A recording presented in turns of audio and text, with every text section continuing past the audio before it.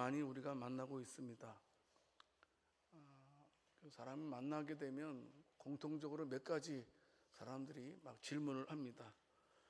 너 연봉 얼마 받냐? 그리고 너의 자녀는 어떠냐? 또 너 직장에서 잘 나가냐? 너 승진했냐? 너의 자녀 결혼했냐? 이런 말입니다. 우리가 살고 있는 이 세상은 좀 힘든 세상인 것 같아요. 왜냐하면 항상 나를 증명해야 하는 시대에 살고 있습니다. 오늘만 증명하는 것이 아니고 내일 또 사람 앞에 가서 나는 이런 사람입니다 라고 증명해야 되는 무거운 짐을 가지고 우리 교인들이 살아가고 있습니다. 교회 안에서도 마찬가지라고 생각됩니다. 하나님에 대해서 오해를 하고 계신 분이죠. 목사님, 제가 참 하나님께 기도하기가 두렵기도 하고 또 염치도 없기를 합니다. 왜냐하면 제가 지난 주간에 특별 새벽기도 2번 빠졌는데 그래도 괜찮을까요? 제가 헌금 생활을 조금 열심을 못 냈는데 혹시 사업이 막히는 건 아닌지요? 이런 생각으로 살아가는 교인들도 있습니다. 이런 말을 들으면 제 마음이 상당히 아프고 또 무거워집니다. 왜냐하면 우리가 하나님을 사랑의 아버지로 섬겨야 되는데 하나님을 심판자의 하나님, 감독관의 하나님으로 우리가 섬기고 있다는 것입니다. 또 이런 마음도 우리가 가지고 있지는 않습니까? 하나님 나 여기 복 주실 거야. 왜냐하면 내가 일을 많이 했으니까, 교회에서 일을 많이 했으니까 하나님께서 나를 기특하게 볼 거야. 복 주실 거야. 또 반면에 아이고 내가 기도 생활을 조금 등한히 했는데 그걸 보고 하나님 나한테 복 안 주실 거야. 우리는 하나님과의 관계를 마치 거래로 만드는 무서운 병에 걸리고 있지는 않은지요. 오늘 읽은 에베소 2장 8절에서 10절까지의 말씀에서 우리 인생의 근원적인 질문에 대해서 답을 주고 있습니다. 바울은 말합니다. 절대로 너희의 터가 어디냐? 너희의 터가 자랑이라는 터 위에 세워지면 안 된다. 뭐냐면 횡의, 자기 의의 터 위에 세워지면 안 된다. 오직 위로부터 내려오는, 하늘로부터 내려오는 은혜라는 생명줄 위에 너희의 인생의 뿌리를 내려야 된다. 쉽게 말씀드리면 은혜의 뿌리를 내려라.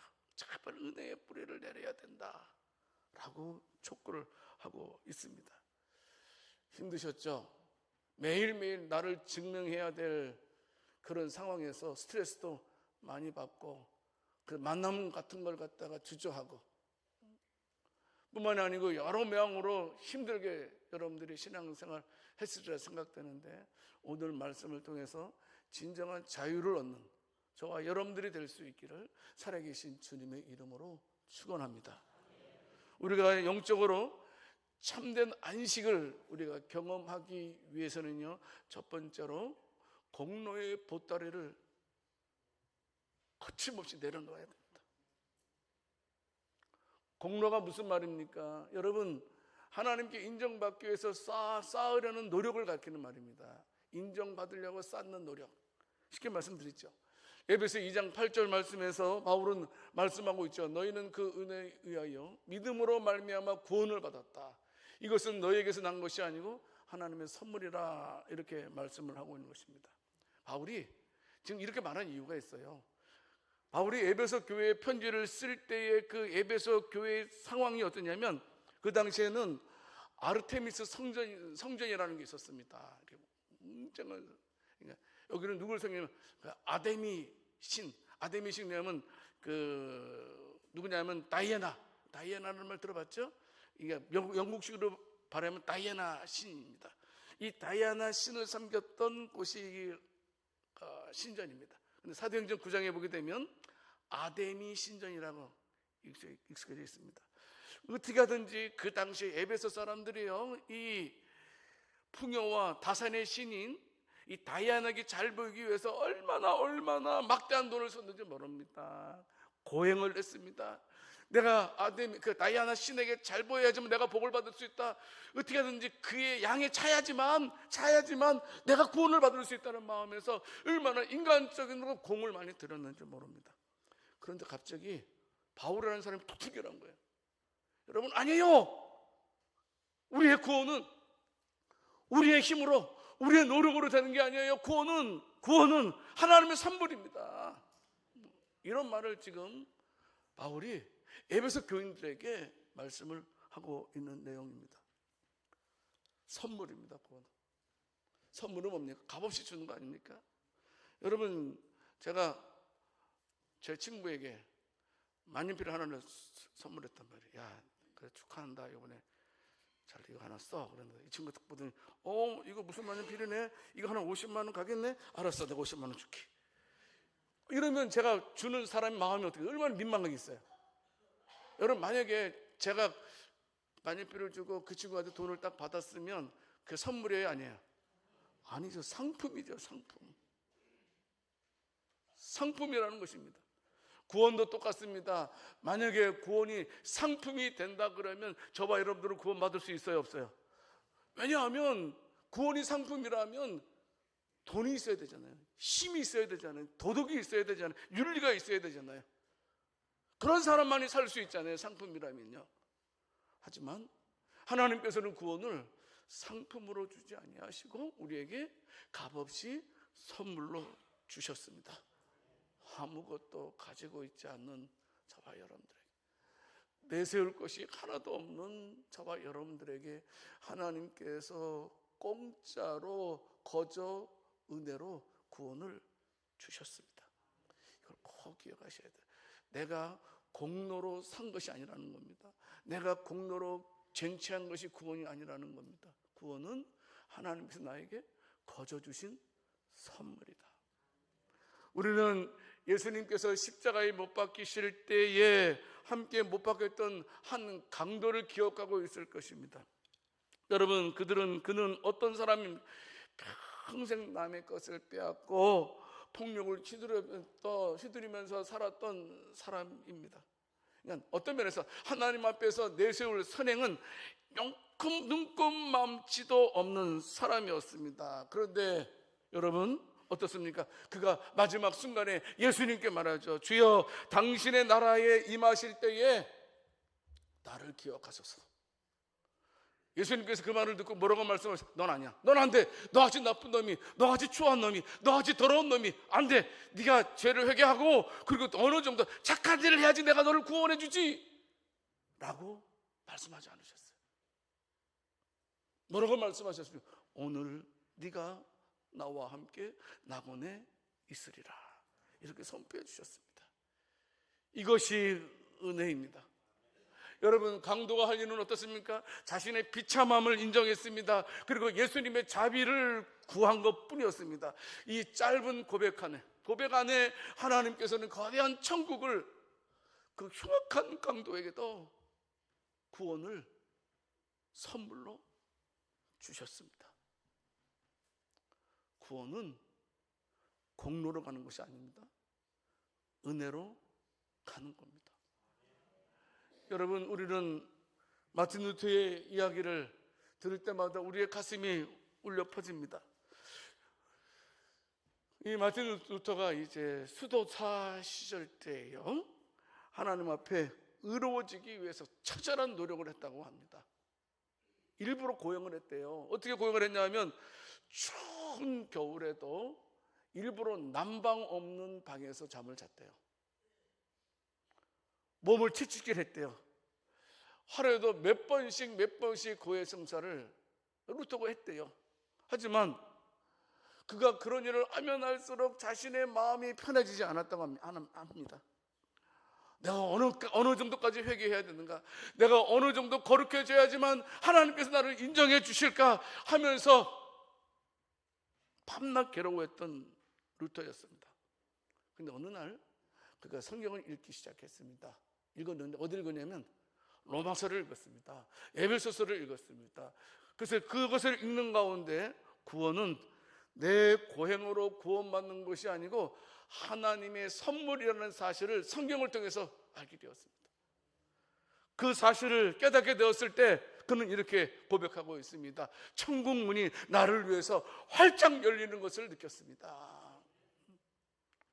구원은 믿음으로, 은혜로 받는 줄을 믿으시기를 바랍니다.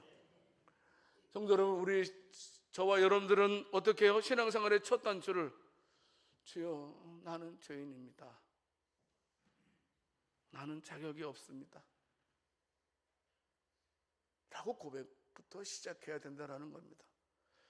여러분, 혹시나 우리 성도들 가운데에 이런 마음 가지고 있는 분 계십니까? 나는 교회 나온 지 얼마 안 되니까 하나님께서 나를 좀 요만큼 사랑하실 거야. 나는 성경을 잘 모르니까 하나님께서 나를 요만큼 사랑하실 거야. 나는 부족한 자야. 이것은 은혜의 원리를 철저하게 오해한 것입니다. 은혜는 자격 있는 사람의 전유물이 아니고 어떻게 오히려 자격 없는 사람을 위한 하나님의 특별한 조치임을 기억하시기 바랍니다. 구원은 은혜로 받는 겁니다. 하나님이 저 여러분들을 은혜로 구원해 주셨습니다. 반대로 우리는 이런 생각도 내려놓아야 됩니다. 나는 우리 교회의 기둥이야. 나만큼 우리 교회를 위해서 헌신하고 나만큼 우리 교회에서 희생한 사람 없어. 그러니까 나는 하나님께도 대접받아야 돼 라고 생각했다면 이런 것도 내려놓아야 됩니다. 사실 내가 하나님을 위해서 헌신할 수 있었던 것도 사실 하나님께서 나에게 건강도 주시고 마음도 주시고 물질도 주셨기 때문에 내가 하나님의 나라를 위해서 헌신할 수 있었던 것입니다. 성도 여러분, 우리 한 주간 이렇게 시작했으면 좋겠습니다. 하나님 아버지, 나 같은 놈에게 은혜 주신 것 고맙습니다. 이렇게 시작해야 됩니다. 내 공로를 내려놓을 때 하나님의 거대하신 평강이 우리를 다스리게 됩니다. 꼭 기억합시다. 우리가 하나님 앞에서는 내세울 것, 자랑할 것 아무것도 없다. 오직 우리 하나님께서 나에게 구원을 선물로 주셨다는 것. 선물이 어떤 거예요? 자격이 없는 나에게, 죄인 중에 괴수인 나에게. 두 번째로 우리가 신앙생활하면서 은혜를 누리기 위해서는요, 자랑은 멈추고 은혜 앞에 겸손히 뿌리 내려야 한다는 사실입니다. 너무나 중요합니다. 바울은 에베소 2장 9절 말씀에서 구원은 행위에서 난 것이 아니다라고 탁 못 박아버립니다. 다시 한번 확인하는 겁니다. 왜 다윗이 구원은 행위에서 난 것이 아니다라고 못 받고 있습니까? 그 이유는 간단합니다. 만약에 구원의 기준이 행위였다면 교회는 어떻습니까? 서로 잘났다고 싸울 겁니다. 내가 너보다 더 했잖아. 봐라, 내가 너보다 기도도 많이 하고 내가 너보다 헌금도 많이 하고 내가 교회를 해서 너보다 더 많이 했잖아. 그러니까 내가 너보다 더 위에 있어야지. 이러지 않겠습니까? 만약에 저와 여러분들이 노력으로 구원을 받을 수 있었다면 어떻습니까? 우리는 너무나 쉽게 다른 사람을 판단할 겁니다. 그리고 스스로를 자랑하면서 살아갔을 것입니다. 그런 구원은 절대로 하나님께 영광이 될 수가 없습니다. 여러분, 누가복음 18장에 보게 되면 우리 예수님께서 들려주신 이야기를 기억하고 있습니까? 두 사람이 성전에 올라가서 기도를 하게 됩니다. 한 사람은 바리새인이었고 한 사람은 세리였습니다. 누가복음 18장 11절 12절 말씀을 통해서 보게 되면 바리새인이 기도하는 장면이 기록되어져 있습니다. 바리새인은 서서 따로 기도하여 이르되 하나님이여, 나는 다른 사람들 곧 토색, 불이, 가늠한 자들과 같지 아니하고 이 세리와도 같지 아니함을 감사하나이다. 나는 일에 2번씩 금식하고 또 소득의 11조를 어김없이 드렸습니다. 여러분, 얼마나 자신만만한 기도입니까? 이 바리새인들은 철저하게 자신의 행위를 하나씩 꼬박꼬박 곱씹으면서 지금 하나님 앞에 자랑을 하고 있는 겁니다. 하나님 보세요, 내가 이것도 하지 않았습니까? 그런데 반면에 누가복음 18장 13절 말씀에서 세리의 기도는 어떻습니까? 세리는 멀리 서서 감히 눈을 들어 하늘을 쳐다보지 못하고 다만 가슴을 치며 이르되 하나님이여 불쌍히 여기소서 나는 죄인으로소이다 하였느니라. 이렇게 말씀했습니다. 예수님께서 두 사람의 기도를 보시고 누가복음 18장 14절 말씀에서 어떻게 말씀하고 있습니까? 어떤 사람이 의로운 사람이라고 말씀하고 있습니까? 세리였습니다. 주여 나는 죄인으로소이다라고 고백한 그였습니다. 여러분, 바리새인들이 기도한 것 하나도 틀린 것이 하나도 없습니다. 예, 맞아요. 금식하는 게 얼마나 좋은 일입니까? 11절 내는 게 얼마나 믿음다워 보입니까? 하지만 그는 어떻습니까? 자신의 행위를 자신의 자랑거리로 생각했습니다. 그 순간, 자신의 행위를 자랑으로 생각했을 그 순간 하나님께서는 바리새인의 기도를 막으셨습니다. 반면에 세리는 어떻습니까? 하나님께 아무것도 내어놓을 수가 없었습니다. 그가 구한 것은 오직 하나님의 국률만 구했습니다. 하나님, 저 죄인입니다. 저는 은혜 받을 복 받을 자격 없어요. 하지만 하나님 저를 불쌍히 여겨주세요. 불쌍히 여겨주세요라고 기도한 그를 가리켜서 도리어 의롭다라고 말씀해 주셨습니다. 초대교회 시대에 디오스코로스라는 젊은 청년이 있었습니다. 헬라 출신의 아주 똑똑한 친구였습니다. 근데 그가 어거스틴 밑에 있었습니다. 공부를 하다가 이 철학 문제에 딱 부딪혔어요, 벽에. 그래서 선생님, 목사님, 제가 이 대목이 이해가 안 돼요. 이 어려운 대목을 한번 풀어주세요 라고 이제 질문을 하게 됩니다. 그럴 때 이 어거스틴이 그 질문만 답해주는 것이 아니고 그 청년의 마음을 꿰뚫어 봤습니다. 지식은 사람을 높여주는 것 같지만 교만이 끼어들면 진리를 놓친다. 교만하면 안 된다. 내가 볼 때는 스승은 알잖아요. 네가 그 지식을 나한테 슬그머니 자랑하는구나. 근데 그 교만이 끼어들면 진리를 놓친다. 그리고 말했습니다. 그리스도께 이르는 방법은 첫째가 겸손이요 둘째도 겸손이요 셋째도 겸손이다 라고 어거스틴이 그의 제자에게 말씀을 해준 내용입니다. 성도 여러분, 우리가 하나님께 가까이 가는 길은요, 내가 얼마나 아느냐에 있지 않습니다. 내가 얼마나 낮아지느냐, 내가 얼마나 낮아지느냐가 하나님께 가는 길입니다. 지식이 많을수록, 경험이 쌓일수록, 직분이 높아질수록 우리는 더 조심해야 됩니다. 우리는 종종 하나님 앞에서도 정답을 말하려고 하는 사람들이 있습니다. 여러분, 하나님께서 찾는 사람들은 정답을 말하는 사람이 아닙니다. 하나님께서 찾는 사람은 누구냐 하면 무릎을 꿇는 사람. 주여, 나는 죄인입니다. 나는 아무것도 할 수 없습니다. 주의 은혜 없이는 한순간도 살 수 없습니다. 그런 자를 하나님은 찾으십니다. 성도 여러분, 우리는 날마다 이런 마음을 가지고 하나님께 나아가야 됩니다. 겸손이 길이고 겸손이 문이고 바로 겸손이 주님께 이르는 발걸음입니다. 여기 계신 분들 보게 되면 다 수고 많이 하셨습니다. 여러분들의 자녀를 키우는데 얼마나 수고하셨습니까? 여러분들이 힘들게 가정을 일구어서 오늘날까지 올 수 있었고, 또 여기 계신 분들은 다 주의 몸된 교회를 위해서 헌신해 주신 분들입니다. 고맙습니다. 감사합니다. 여러분들의 수고와 헌신은 하나님께서 반드시 다 기억하실 것입니다. 하지만 조심해야 될 유혹이 있습니다. 절대로 내 수고와 내 헌신이 훈장이 되면 안 됩니다. 내가 만약에 내 수고와 헌신이 훈장이 되어버린다면 그때서부터 우리는 어떻습니까? 다른 사람을 판단하는 잣대가 됩니다. 그래서 우리 이런 말 자주 하죠. 아이고, 내 때는 그렇지 않았는데. 라떼. 그렇죠. 나 때는 그렇지 않은데 요새 사람들은 아니야. 아니 내가 저 사람보다 더 헌신 많이 했는데 왜 내가 이런 대접을 받아야 되나? 여러분, 그렇다면, 그런 감정이 든다면 성도 여러분, 지금 즉시 자랑의 브레이크를 밟아야 됩니다.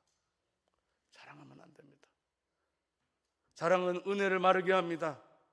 우리는 의도적으로 나의 연약함을 고백할 줄 알아야 됩니다. 우리가 자녀들에게도 말해야 됩니다. 엄마, 아빠가 오늘 여기까지 올 수 있었던 것은 모두가 다 하나님의 은혜였단다 라고 말해야 됩니다. 여러분, 내가 지금 누리고 있는 모든 것들이 내 행위의 결과가 아니고 하나님의 은혜의 사실이라는 것을 잊어서는 안 됩니다. 모든 것들이 다 하나님의 은혜였습니다. 옆 사람에게 말씀하겠습니다. 모든 것들이 다 하나님의 은혜입니다. 여러분, 절대로 자랑하면 안 됩니다. 자랑하는 순간 은혜가 메마릅니다. 세 번째로, 성도 여러분, 자랑을 멈추고 오직 은혜의 뿌리 내린 성도들은요, 이제 그 감격에 겨워서 하나님의 기쁨이 되는 열매 맺는 삶을 살아야 됩니다. 은혜의 뿌리를 내린 삶은 반드시 선한 열매로 이어진다 하는 겁니다. 여러분, 은혜로 구원받았다는 말은 무슨 말입니까? 이제 구원받았으니까 이제 마음대로 살아도 돼라는 그것을 말씀하고 있는 겁니까? 네버, 절대 그런 뜻이 아닙니다. 그렇지 않습니까? 여러분, 은혜는 우리를 방종으로 초대하는 것이 아니고 가장 가치 있는 삶으로 저와 여러분들을 초대하는 것이 은혜입니다. 에베소 2장 10절 말씀에서 바울은 분명하게 말씀하고 있습니다. 구원의 목적을 밝히고 있지요. 우리는 그가 만드신 바라라고 말씀하고 있습니다. 여기 만드신 바라는 단어가 아주 의미 있는 단어더라고요. 걸작품, 또 시, 아름다운 시, 이거로서 번역이 됩니다. 여러분, 예술가가요, 어떤 것을 심혈을 기울여서 작품을 만들 때는 분명히 거기에 의도하심이 있을 겁니다. 의도함이 있습니다. 그냥 막 만들지 않습니다. 분명히 의도를 가지고 그 작품을 만들지 않겠습니까? 다시 에베소 2장 10절 말씀을 다시 한번 보여주세요. 거기에 보기도 뭐라고 말씀하고 있습니까? 우리는 그가 만드신 바라, 그 다음 말 뭐냐? 그리스도 예수 안에서 무엇을 위해서? 선한 일을 위하여 지으심을 받은 자니. 하나님께서 우리를 구원하셨는데 구원하신 그 의도는 뭐냐면 선한 일을 위해서. 선한 일을 위해서. 여기서 말하는 선한 일은 단순하게 착한 일을 가리키는 말이 아닙니다. 여기서 말하는 선한 일은 뭐냐면 하나님의 통치를 받으면서 하나님의 성품을 세상에 드러내는 겁니다. 그것을 위해서 우리를 구원하셨대요. 나를 통해서 하나님의 성품이 세상에 드러나야 된대요. 하나님의 사랑이 나를 통해서 세상에 드러나고 온유함이 나를 통해서 하나님의 성품이 드러나도록 하기 위해서 우리를 구원하셨다는 겁니다. 중요한 것은 여기서 선한 일이 구원의 조건이 아니라 구원의 결과라는 사실입니다. 여러분, 우리가 구원받기 위해서 숙제를 하나씩 해결해가는 것이 아니라는 겁니다. 나를 향해서 베풀어 주신 하나님의 구원의 은혜가 너무나 커서 밖으로 흘러넘치는 사랑의 표현, 이것이 바로 선한 일입니다. 여러분, 한번 이거 생각해 보지 않았어요? 아니, 우리 천국 가면 좋아요, 안 좋아요? 천국 가면 좋아요, 안 좋아요? 근데 왜 예수 믿으면 바로 데려가시지, 왜? 그죠? 그거 생각해 보지 않으셨어요? 아니, 천국이 좋다면 바로 그냥 예수 믿는 생각 꼴까닥 해가지고 천국 가면 얼마나 좋죠. 근데 하나는 그렇지 않더라고요. 여전히 이 험한 세상에 우리를 남겨두셨습니다. 그 이유는 우리를 걸작품, 저와 여러분들을 통해서 세상이 하나님이 살아계시다는 것과 그분의 아름다운 은혜를 보도록 하기 위해서, 누구를 통해서? 우리를 통해서 우리를 이 땅에 남겨두신 것이었습니다. 성도 여러분, 우리는 사도행전 9장의 사울의 이야기를 너무나 잘 알고 있습니다.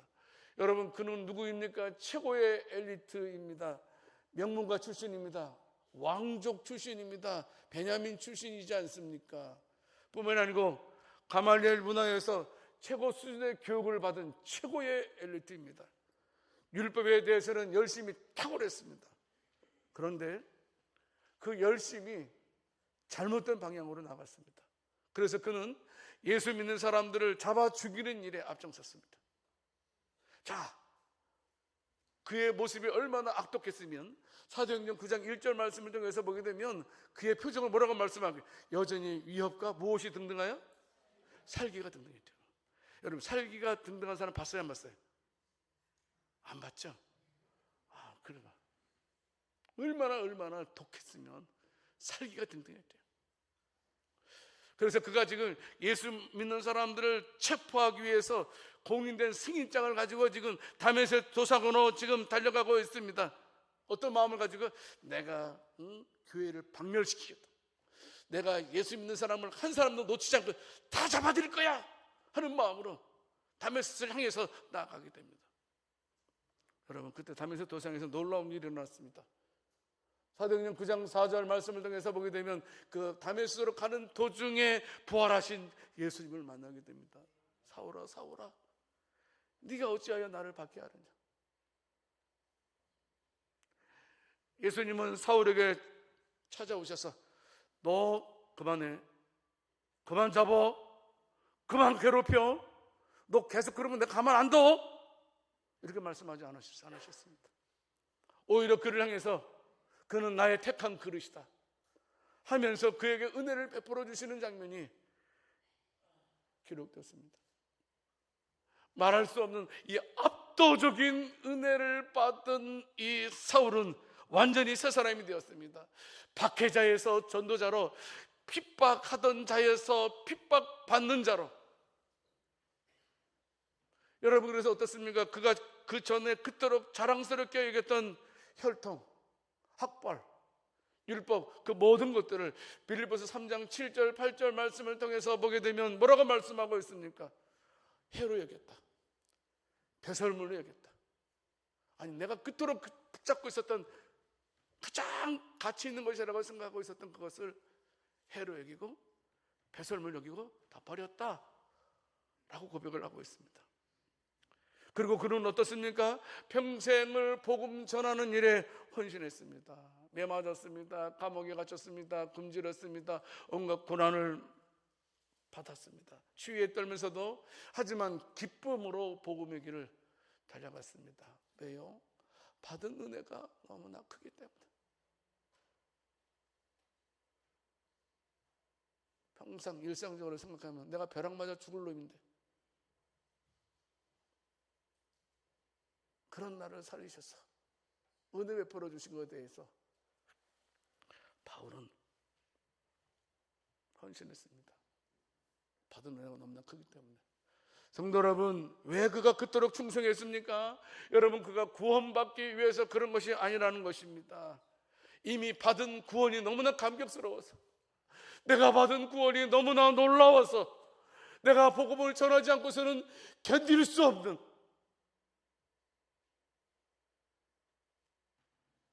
그래서 그 받은 은혜가 그를 복음을 향해서 달려가게 했던 것입니다. 디모데전서 1장 15절 16절 말씀에서 분명히 말씀하고 있습니다. 뭐라고 말씀하고 있습니까? 나는 죄인 중에 내가 괴순이라. 자기를 가리켜서 나는 죄인 중에 괴순이라. 근데 죄인 중에 괴순인 나를 하나님께서 구원하신 것은 무슨 말입니까? 다른 사람들에게 본이 되도록 하기 위해서.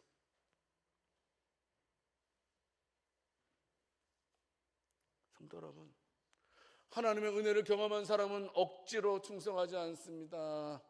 감격으로 나아갑니다. 의무감이 아니고 감사함으로 하나님의 일들을 감당하게 됩니다.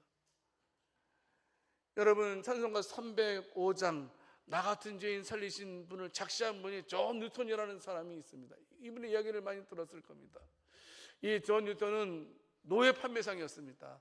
아프리카에서 노예를, 흑인들을 잡아다가 돈 받고 노예로 팔았던 노예 상인이었습니다. 부를 많이 축적했습니다. 근데 그가요, 은혜를 받았습니다. 은혜를 받고 해서 돌변하게 됩니다. 어떤 삶을 살았습니까? 전에는 노예를 잡아다가 팔았던 사람이 이제는 노예를 해방시키는 일에 전 생애를 바치게 됩니다. 그는 죽기 전에 이렇게 부탁했습니다. 내가 죽거든 내 묘비에 이 글을 새겨주십시오. 어떤 내용이었습니까? 한때 불신자였으며 방탕하였고 아프리카 노예 상인이었던 존 뉴턴은 우리 주 예수 그리스도의 풍성한 자비로 말미암아 용서받고 보존되어 복음을 전하는 자로 부름받았다. 이것을 적어달라. 그는 자신이 받은 바 은혜에 합당한 삶을 살기 위해서 끝까지 선한 싸움을 했습니다. 여러분, 노예를 해방시키는 일은 이건 굉장히 큰 모험입니다. 그 당시에는 노예를 잡아다가 파는 시대였기 때문에 노예를 풀어준다는 것은 역사에 역류하는 겁니다. 얼마나 저항이 강했겠습니까? 그럼에도 불구하고 그가 그 일을 감당할 수 있었던 것은 너무나 받은 은혜가 컸기 때문입니다. 성도 여러분, 저와 여러분들은 내 삶에서 어떤 열매가 맺히고 있습니까? 내가 구원받았으니까 이제부터는 내 마음대로 살겠다라고 선한 일을 예면하면서 살아가고 있지는 않습니까? 이것은 은혜를 아주 값싸게 만드는 일입니다. 여러분, 혹시나 저와 여러분들이 그냥 기쁨으로 우리가 충성하고 헌신해야 되는데 억지로 의무감에 의해서 짓눌려서 봉사하고 있지는 않습니까? 이것은 우리의 은혜의 뿌리가 메말랐다는 증거입니다. 다시 은혜의 샘물로 나가야 됩니다. 여러분, 그러기 위해서 딴 거 없습니다. 예수님께서 나를 위해서 행하신 일을 다시 되돌아보면 됩니다. 예수님께서 나를 살리기 위해서 어떤 일을 하셨는지를 생각해 보면 됩니다. 그러면 다시 우리의 마음이 뜨거워질 겁니다. 성도 여러분, 기억하십시오. 저와 여러분들은 하나님의 걸작품임을 믿으시기 바랍니다. 믿으셔야 돼요. 세상 것으로 여러분들 평가하지 마십시오. 다 썩어질 것들입니다. 다 없어질 것들입니다. 우리가 그토록 좋아하는 돈도 없어집니다. 명예도 없어집니다. 권세도 끝까지 가지 않습니다. 이제는 내가 예수 믿는 사람답게 살겠다는 다짐이 있기를 원합니다. 옆 사람에게 고백하고 있습니다. 예수 믿는 사람답게 살겠습니다.